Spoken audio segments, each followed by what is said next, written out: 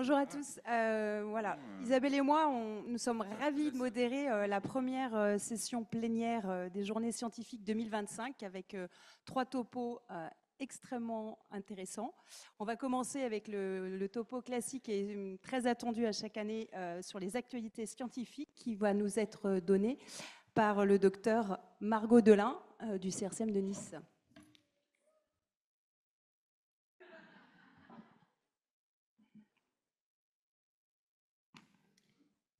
Merci, voilà, allez, vous inquiétez pas. Merci, c'est gentil. Non, ça ira, merci. J'y vais.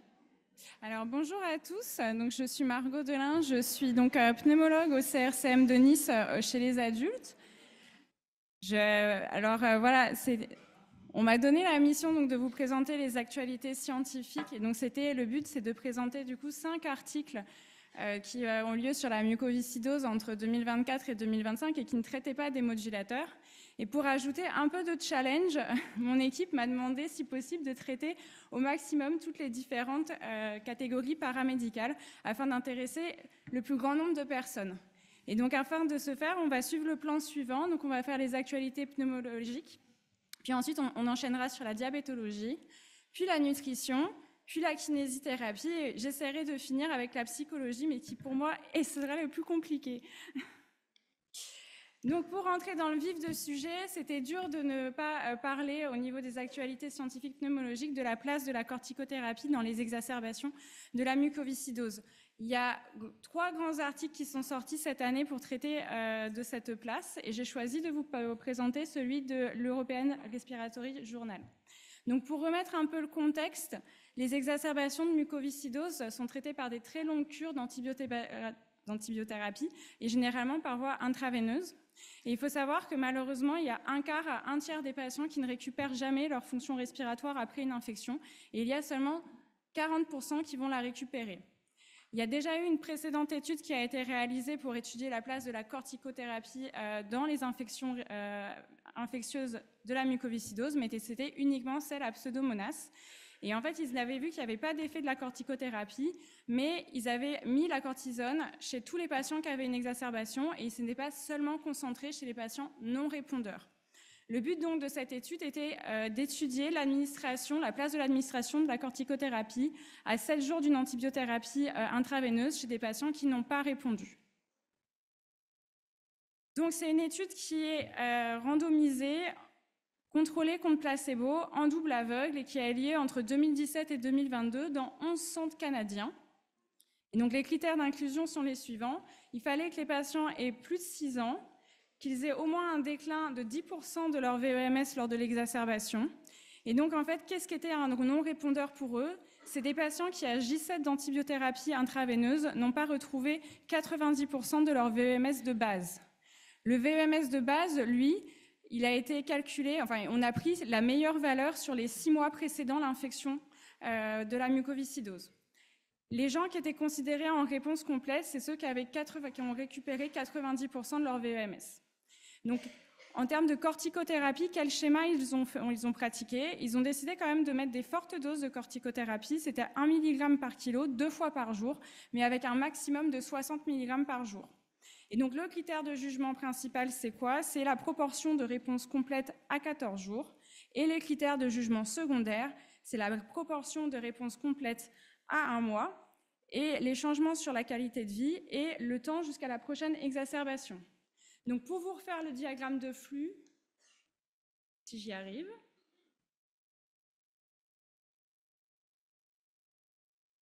J'y arrive pas. Je vais essayer comme ça, peut-être. Ah non, ça après. Alors, je vais faire. Oui, comme ça.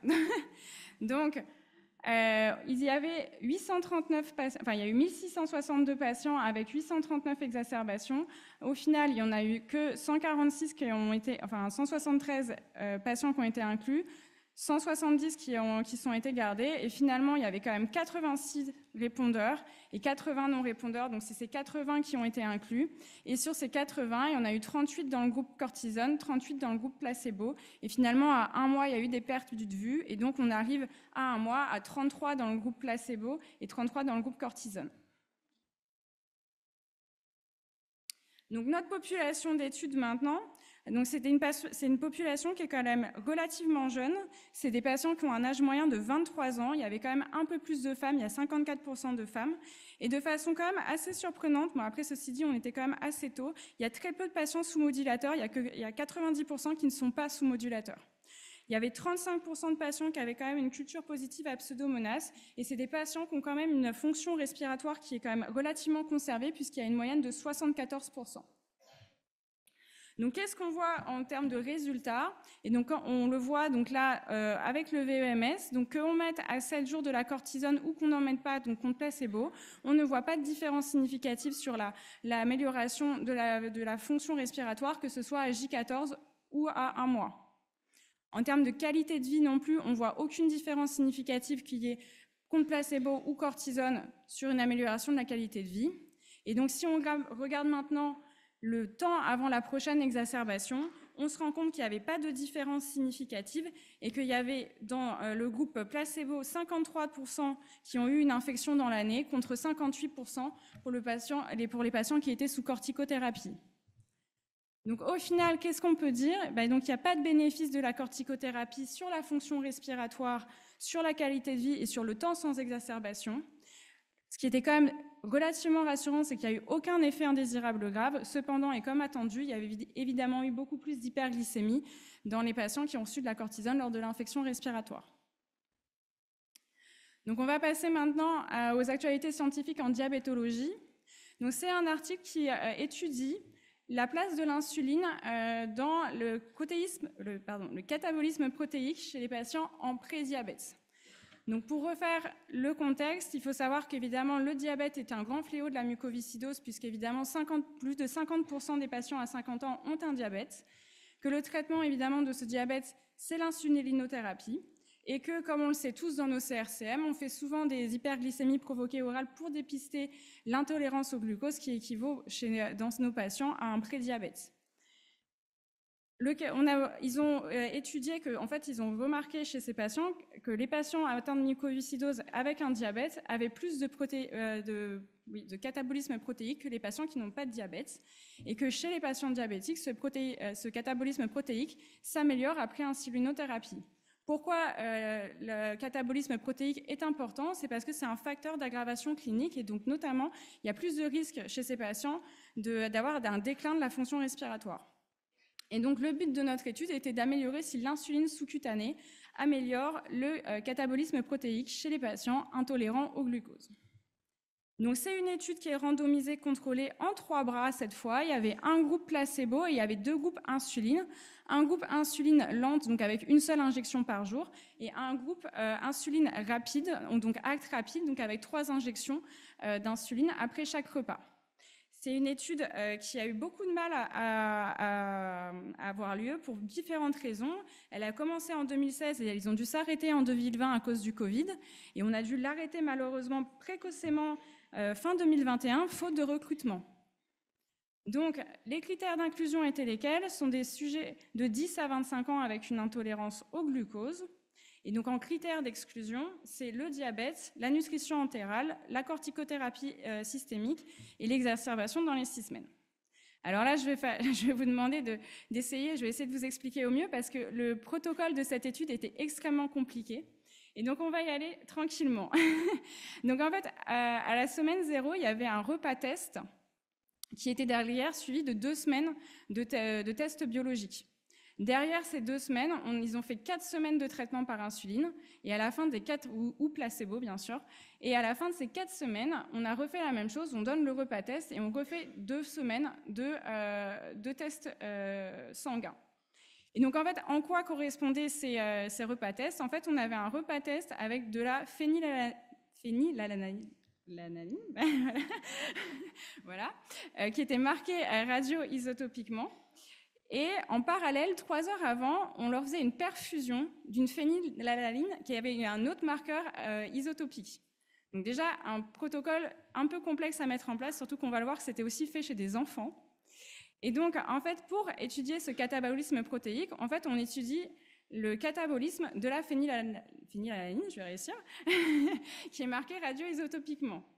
Et donc, c'était ces deux paramètres-là qu'on étudiait. C'était le RA1000, c'est en fait qui correspond finalement à l'apparition de la phénylalanine du repas qui arrive dans le plasma, puisque les marqueurs mis pour l'un et pour l'autre sont différents. Et après, il y avait le RAN, c'est le critère de jugement principal. En fait, c'est l'apparition de nouvelles phénylalanines dans le plasma à partir de la dégradation protéique. Et donc, en fait, c'est elle qui est vraiment le reflet du catabolisme protéique. Donc, comme on va le voir, c'est une étude qui, en fait, finalement, n'avait pas inclus beaucoup de patients. Il n'y a eu que 40 patients avec de la mucoviscidose. Et ils ont en parallèle mis 25 sujets sains. C'est une étude, en fait, avec un âge moyen assez jeune, puisque les patients avaient 17 ans en moyenne. Et, en fait, il y a quand même plus de la moitié qui n'ont pas de modulateur. En fait, cette étude, non, elle a eu des difficultés de recrutement, mais il y a aussi des grosses difficultés de tolérance. Il faut savoir que seulement 37 patients sur les 40 ont pu prendre le premier repas.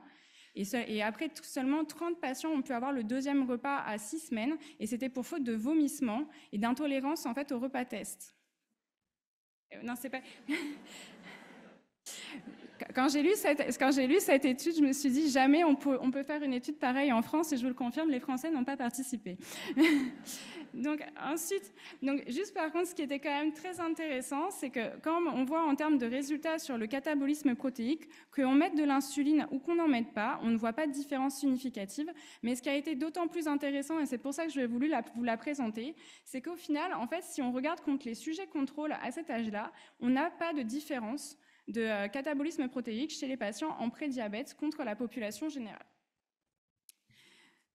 Donc pour cette étude, on a vu que l'insulinothérapie n'améliore pas le catabolisme protéique.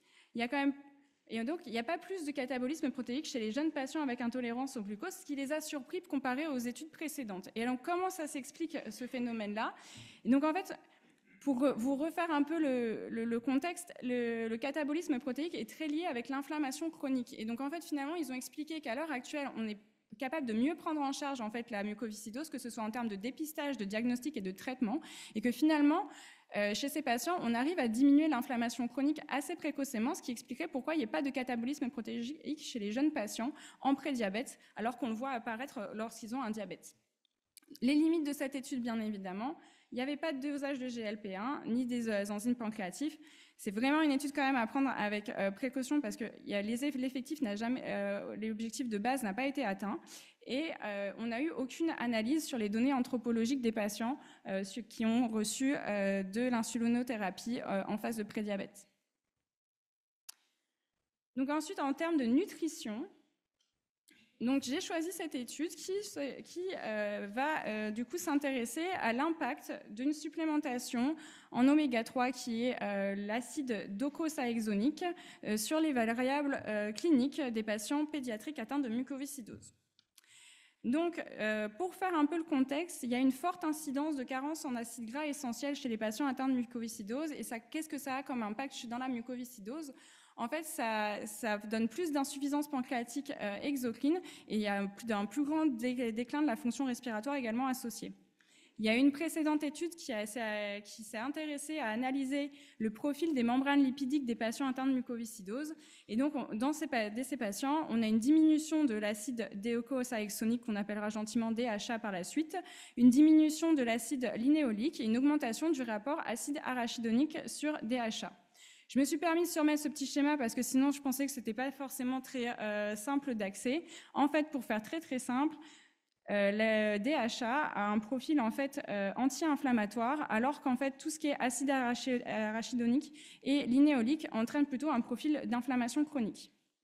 Et donc il y a eu une étude qui a déjà été faite qui a étudié la supplémentation pendant 1 an en DHA. Et ils ont vu en fait sur les profils des membranes qu'on avait un changement du profil lipidique avec une augmentation du DHA et une diminution de l'acide arachidonique. Ils ne s'étaient pas intéressés au point de vue clinique et donc c'est pour ça que cette étude va étudier les effets cliniques de la supplémentation en DHA pendant 1 an. Donc c'est une étude qui est monocentrique, randomisée en double aveugle contre placebo dans le CRCM de Barcelone. Les patients qui ont été inclus sont des patients de 6 à 18 ans. Ils avaient un VMS tous supérieur à 40%. Et les critères d'exclusion sont les suivants. Donc il ne fallait pas avoir une saturation inférieure à 92%, il ne fallait pas être sous oxygénothérapie de longue durée, il ne fallait pas être sous modulateur, et les patients ne devaient pas avoir reçu ni cortisone ni INS dans les 2 à 4 semaines.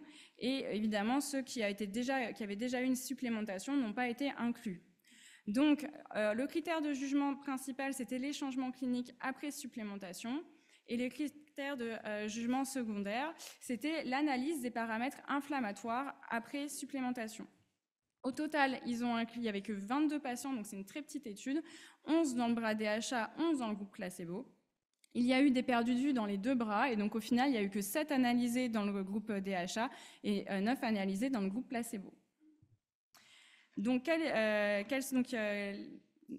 va dire, la population d'études ne montrait pas de différence significative entre les 2 groupes, que ce soit dans le groupe DHA ou placebo. Mais donc pour cibler notre population, c'est une population qui a un âge moyen de 11,8 ans. Il n'y a aucun patient qui n'avait de diabète ou de pathologie hépatique qui ont été inclus.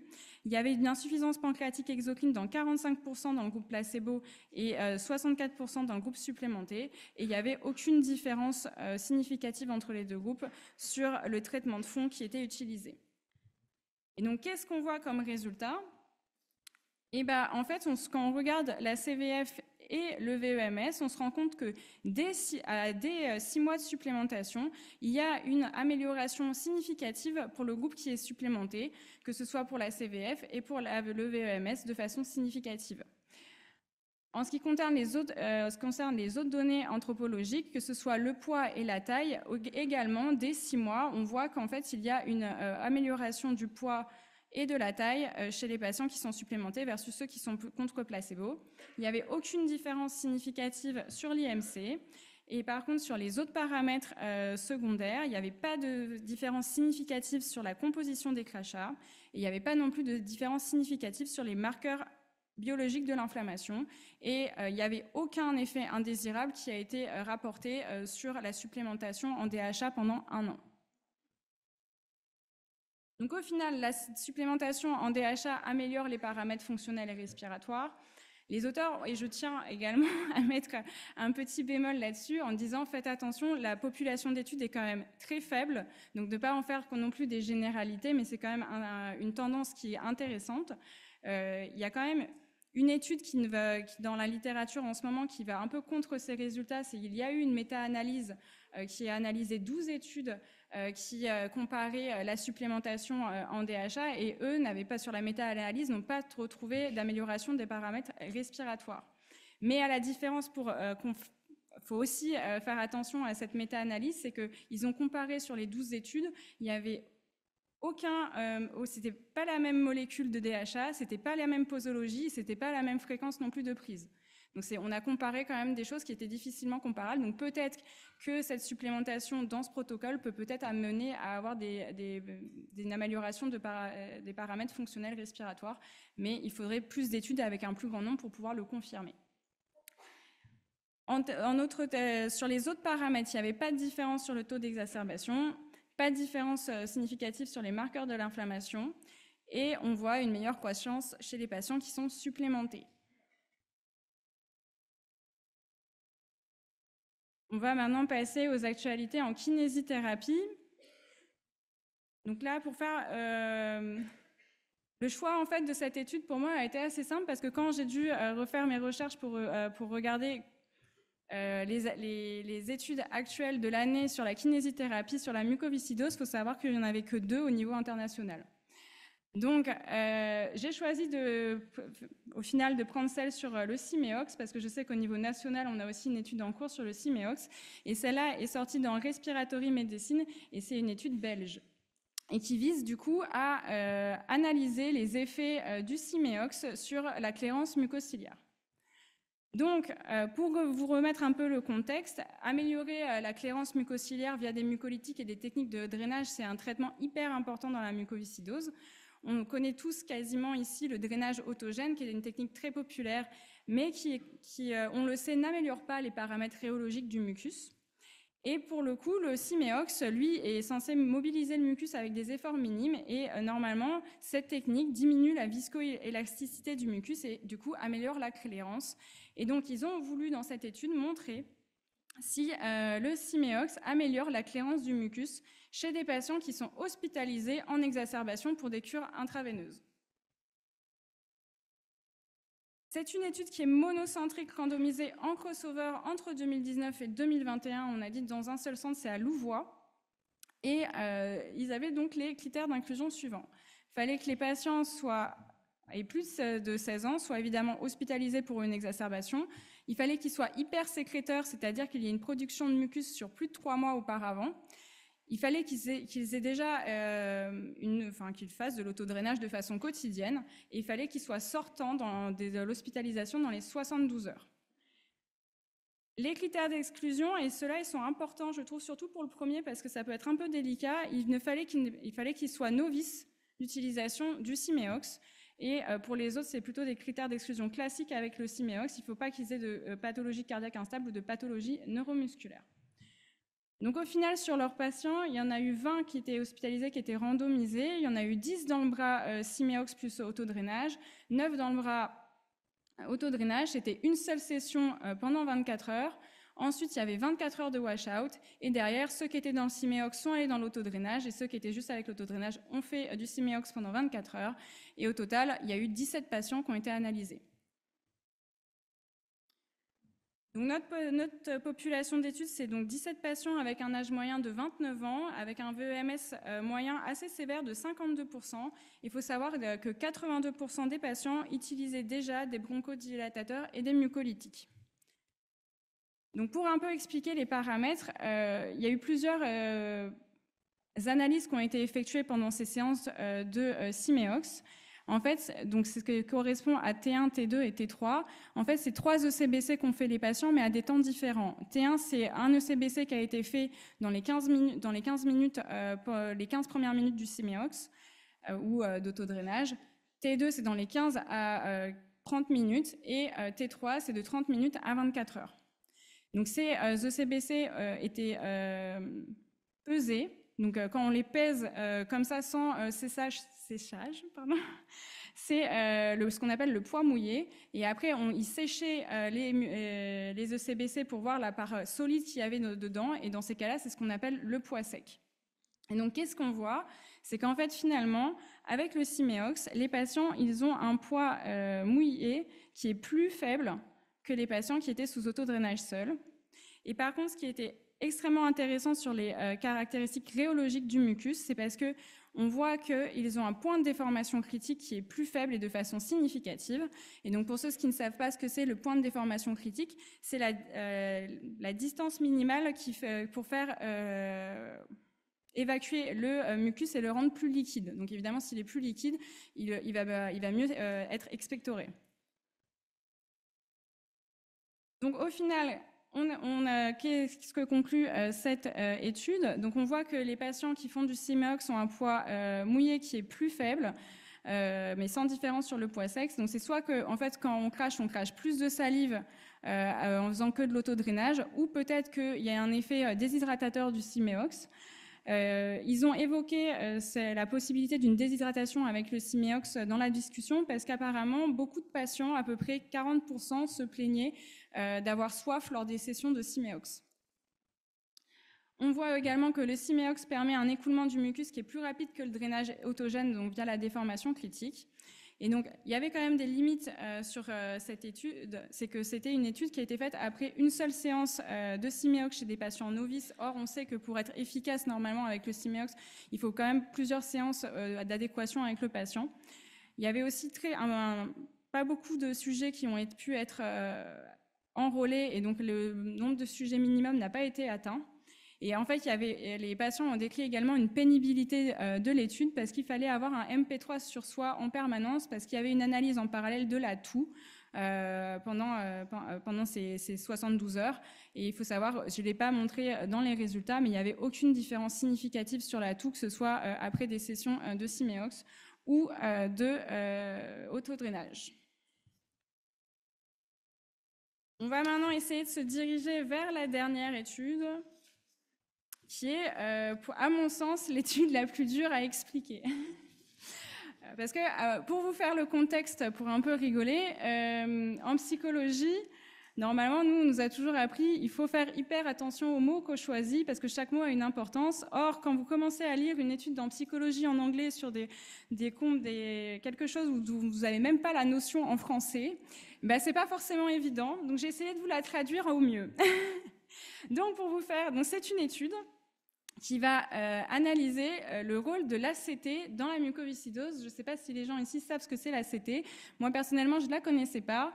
C'est la thérapie de l'acceptation et de l'engagement. Et là, on a tout dit, tout le monde, évidemment, c'est évidemment ce que c'est. Donc, en fait, pour vous faire le contexte, quand même, et c'est des résultats qui ne sont pas du tout rassurants, je trouve, il y a 2 à 3 fois plus de dépression et d'anxiété chez nos patients qui ont la mucoviscidose que dans la population générale à âge égal. Et en fait, c'est embêtant pour nous puisque quand on a ces symptômes de dépression et d'anxiété, on a une moins bonne adhésion au traitement et surtout, on a du coup un moins bon VEMS et donc une moins bonne fonction respiratoire.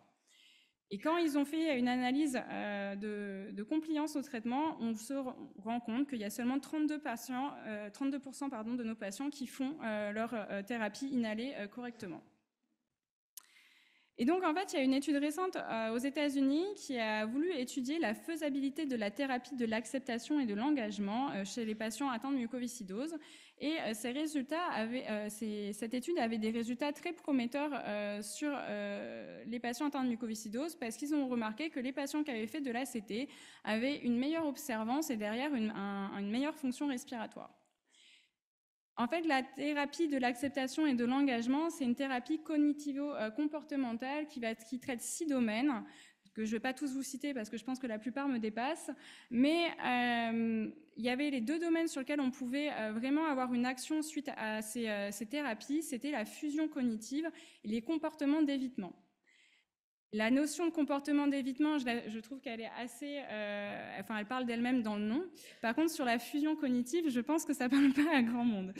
Donc, en fait, je vais surtout parler du but de cette thérapie plutôt qu'essayer de vous expliquer la fusion cognitive. Le but de cette thérapie, c'est de faire de la défusion cognitive. Donc la diffusion, waouh, mais c'est une évidence. Non, en fait, la diffusion cognitive, c'est quoi? C'est d'essayer, quand on vit une situation, d'essayer de prendre du recul sur cette situation et essayer de la rendre la plus neutre possible, donc pour essayer d'éloigner et de mettre en parenthèse notre affect. Voilà. S'il y a des psychologues dans la salle à la fin qui voudront me réexpliquer, je pense qu'en effet, ça serait peut-être mieux. Mais donc, le but de cette étude, c'était de comparer l'efficacité, si l'ACT en visio faisait mieux qu'une psychothérapie de soutien chez des patients de mucoviscidose qui souffrent déjà d'anxiété et de dépression. Ils ont eu un problème avec cette étude, c'est parce que quand on dit psychothérapie de soutien, il n'y a aucun gold standard de psychothérapie de soutien dans la mucoviscidose. Et donc, ils se sont décidés de comparer ça à ce qu'ils appellent de la thérapie par la parole. Donc, en fait, c'est une étude qui, elle aussi, est randomisée aux États-Unis, qui est multicentrique, et dont les critères d'inclusion sont les suivants. Donc, il fallait avoir plus de 18 ans, il fallait évidemment avoir un diagnostic de mucoviscidose et il fallait avoir, comme on l'a dit, des symptômes d'anxiété et de dépression qui étaient calculés via des échelles de dépression et d'anxiété. Les critères d'exclusion, c'était des idées suicidaires, les psychoses avérées et la grossesse. Et les critères de jugement principaux, c'était que montrer que l'ACT était meilleur que la psychologie de soutien sur l'anxiété et la dépression. Et donc, ils ont évalué ça via des scores. Donc, il y avait un score, le BDI2, qui est un score de dépression, le BAI, qui est un score d'anxiété, le CFQ-13, c'est le fameux score de fusion cognitive, et le AAQ2, c'est le score d'acceptation. Et donc, ils ont étudié ça à 6 semaines et à 3 mois. Les critères de jugement secondaire, c'était de montrer que l'ACT était meilleur sur la qualité de vie et la fonction respiratoire des patients. Donc au final, ils ont eu 146 patients qui pouvaient être éligibles et il y en a eu 124 qui ont été randomisés, 61 dans le groupe ACT, 63 dans le groupe psychologie de soutien. Il y avait 5 sessions de 50 minutes à 1 semaine d'intervalle par Zoom. Et on faisait après l'évaluation à 6 semaines et une seconde évaluation à 3 mois. Et au final, dans chaque groupe, il y a 61 et 63 patients respectivement. Donc, la population d'études, c'est une population qui c'est des jeunes adultes avec un âge moyen de 34 ans. Il y avait 70% de femmes quand même. Il y avait 67% sous modulateur. Et ce qui m'a quand même un peu inquiété, c'est qu'il y avait quand même déjà 60% sous psychotropes. Avant de débuter, évidemment, les scores de dépression étaient plus élevés puisqu'évidemment, on a choisi des gens avec de la dépression, donc avec un score moyen de dépression à 18,5, ce qui correspond à une dépression moyenne, et un score d'anxiété à 13,5, ce qui correspond à un score d'anxiété léger. Mais ce qui était un peu perturbant, c'est que de manière significative dans les deux groupes, dans le groupe ACT, il y avait les patients avaient un score de dépression qui était plus élevé que ce que dans le groupe psychothérapie de soutien, et l'échelle de fusion également était plus élevée que dans les psychothérapies de soutien. Donc au final, qu'est-ce qu'a montré cette étude? Ils ont montré que les deux techniques psychologiques ont permis une diminution des scores d'anxiété et de dépression, mais que l'ACT a un effet qui perdure plus à 3 mois, et ce de façon significative. On a montré également qu'il y avait une diminution des scores de dépression significative pour l'ACT, et que ce soit pour la dépression, la fusion cognitive et l'acceptation, mais il n'y avait aucune différence significative sur l'anxiété. Pour les critères de jugement secondaire, il n'y avait aucune différence significative sur l'adhésion au traitement entre les deux groupes. Il n'y avait pas non plus de différence significative sur l'amélioration de la fonction respiratoire, et il y existait quand même une tendance à une meilleure qualité de vie après réalisation de l'ACT comparée aux psychothérapies de soutien. Et de façon un peu surprenante, les patients qui ont un VEMS le plus bas sont les plus répondeurs à l'ACT. Donc on a vu que l'ACT est meilleure que les psychologies de soutien sur la flexibilité psychologique, surtout chez les patients avec un VEMS plus bas, et qu'il n'y a pas de différence sur l'anxiété. Au final, cette étude avait quand même des limites parce qu'ils ont eu le Covid-19 au milieu, donc il y a quand même eu des valeurs qui n'ont pas pu être réalisées, surtout sur la fonction respiratoire. Il y avait une remarque qui était extrêmement intéressante, c'est qu'il se disait, on a vu dans l'étude au fur et à mesure une amélioration des scores psychologiques de nos patients, mais qui correspond exactement à la période de l'avènement des modulateurs. Donc est-ce que c'est un effet de l'avènement des modulateurs ou franchement des psychothérapies? Qu'il y avait quand même un biais de sélection chez ces patients parce que finalement, les patients qui ont choisi de participer à cette étude, c'est ceux qui étaient les plus compliants et qui étaient déjà plus en détresse psychologique. Il y avait quand même beaucoup plus de femmes dans cette étude et quand même l'auto-questionnaire, c'était que des auto-questionnaires, même sur l'adhérence du traitement. Et donc pour conclure et au final pour faire un peu ce qu'il faut retenir, donc au niveau pneumologique, donc il n'y a pas d'intérêt de la corticothérapie dans les exacerbations infectieuses de la mucoviscidose. En diabétologie, pas de différence de catabolisme protéique chez les patients jeunes en prédiabète. En nutrition, peut-être un intérêt dans la supplémentation en oméga 3 chez les patients pédiatriques qui ne sont pas sous modulateurs. Que ce soit pour la kinésithérapie et la psychologie, il faudrait poursuivre les études parce qu'il y en a très peu dans la littérature. Et là, ça c'était pour être franchement complètement pluridisciplinaire. Je vous dis juste qu'en gastro-entérologie, il y a une nouvelle recommandation 2024. Je vous remercie.